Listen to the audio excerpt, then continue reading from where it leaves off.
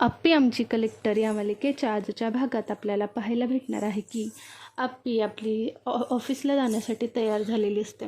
तयार होताना अर्जुन तिथं येतो आणि म्हणतो की अप्पी तू खूप छान दिसते. यावर अप्पी म्हणते की हो अर्जुन थँक्यू. हे ऐकल्यानंतर अप्पी म्हणते की अर्जुन किती छान येणार आहे बघ, आपल्याला 78 वर्ष झाली स्वातंत्र्य भेटलेलं. हे स्वातंत्र्य भेटलं म्हणून आपण कुठेही जाऊ शकतो, फिरू शकतो, काही करू शकतो. आधीच्या माणसांनी आपल्या देशाला स्वातंत्र्य मिळावं किती बलिदान दिलेत. अर्जुन म्हणतो की हो अप्पे, खरंच तू बरोबर बोलतेस, पण मला अजून एक गोष्ट सांगायची की कलेक्टर पदाचा तू कधीही अपमान केलेला नाहीस. तू कलेक्टर म्हणून खूप शोभून दिसतेस. हे ऐकल्यावर अप्पी म्हणते की अर्जुन हे सगळं तुमच्यामुळे शक्य झालं. तुम्ही मला साथ दिलीत म्हणून मी कलेक्टर झाले, नाही तर मी कलेक्टर होणं शक्य नव्हतं. हे ऐकल्यानंतर अर्जुन म्हणतो की अप्पे तू किती साधी आहेस का, तू कलेक्टर आहेस, तू एवढं जबाबदारीने तुझं काम करतेस आणि श्रेय मात्र आम्हा सगळ्यांना देते. हे ऐकल्यानंतर अर्जुनला खूप छान वाटतं. अर्जुन बाहेर जातो आणि म्हणतो की आता ह्या मनीमावशीचं लवकरच काहीतरी करायला पाहिजे, नाही तर हे प्रकरण खूप अंगाशी येईल. बाहेर गेल्यानंतर अमोल म्हणतो की बाबा तुम्ही मला सांगा तुमची ही मा कोण आहे. ते म्हणतो बायको आहे. हे ऐकल्यानंतर अमोल म्हणतो हो मग त्याचं कौतुक ते तुमचं कौतुक ना, तुम्ही तुमच्या कामाला लहान का समजता. हे ऐकल्यानंतर अर्जुन म्हणतो की नाही बाळा असं काही नाही आहे. सगळेजण म्हणतात की हो अर्जुनराव त्या बाळाला समजते, ते तुम्हाला समजत नाही. हे ऐकून दिप्या म्हणतो की ठीक आहे. तिकडे तेवढ्यात कदम आणि बाबू म्हणतात की आपण तेवढं जमीन अमोलच्या नावावर करायचा निर्णय घेतला हे बरोबर आहे. हे ऐकून मोनाला वाईट वाटतं. ती म्हणते की काय यांनी जमून अमोलच्या नावावर केली आहे.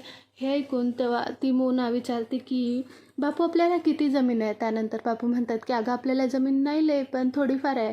ही जमीन आम्ही दोघं कसत होतो, ही जमीन आमच्या दोघांची सुद्धा आहे. मोनाला असं वाटतं की हे यांनी संपवल्यावर मला काय राहणार, आम्हाला काय राहणार. ती शांत बसलेली असते, काहीच बोलत नाही, पण तिला वाईट वाटलेलं असतं.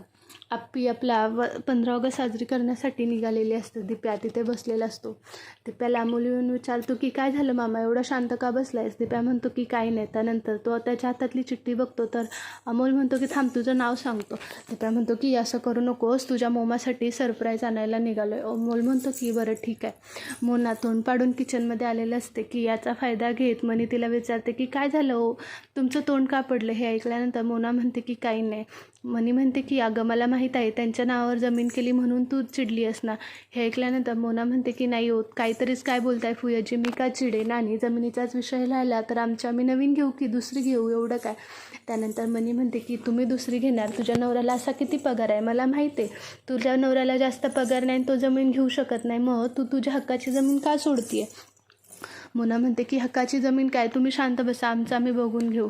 पण तिच्या मनात चांगली सुरंग पेटलेली असते. मनीनं चांगलाच तिच्या मनात वाईटपणा सोडलेला असतो. इकडे रुपाली स्वप्नीलला तयार करत असते. स्वप्नीलला रुपाली म्हणते की काय हो, तुम्हाला असं वाटत नाही का आर्याचं भाऊजींचं लग्न व्हावं, तुम्ही त्यासाठी प्रयत्न का करत नाही. स्वप्नील म्हणतो की रुपाली तो त्यांचा विषय त्यांचा बघू दे. त्यावर रुपाली म्हणते की तुम्ही मोठे आहात, तुमचा काहीतरी निर्णय असायलाच हवा ना, तुम्ही मला सांगा आर्या चांगली मुलगी नाही आहे का. स्वप्नील म्हणतो की हो चांगली आहे, पण तो त्यांचा स्वतःचा विषय आहे ना. तरी रुपाली तिला स्वप्नीला कन्व्हिन्स करायचा प्रयत्न करत असते आणि स्वप्नीला ब्रेन वॉश करून ती त्यांच्या साईडनी करून घेते. इकडे मनीचा पूर्ण प्लॅन सक्सेसफुल झाल्यामुळे मनी खूप खुश असते आणि इथेच आमची कलेक्टरचा भाग संपतो. तुम्हाला आपल्या चॅनलवरचे अपडेट्स आवडत असतील तर लाईक करा, शेअर करा, सबस्क्राईब करायला विसरू नका. थँक्यू.